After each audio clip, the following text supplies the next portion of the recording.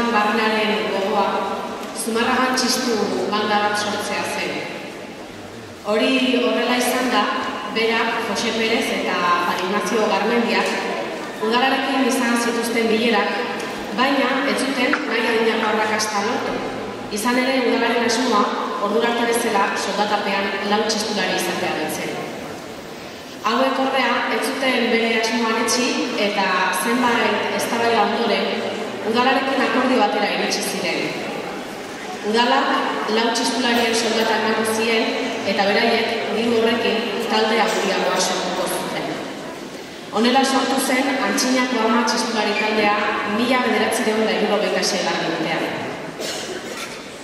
Udalaren baiezkoa batzuten arren, garai hartan herrian ez zegoen musika eskolarik, eta Esteban lanetik ateratakoan bere solfeo ikasketa xumeak herriko aurrei irakasten hasi zen. Udalak eta herriko hainbat eskolak utzitako lokaletan. Pixkanaka, Estebanen lana fruituak ematen ari zen. Herrian bazegoen txistulari taldea, eta igandero goizeko 9:00 eta 9:30 neguan kalera ateratzen ziren. Estebanek eginiko lanari esker gaur posible dugu Zumarragan urtero horrelako kontzertuaz gozatzen.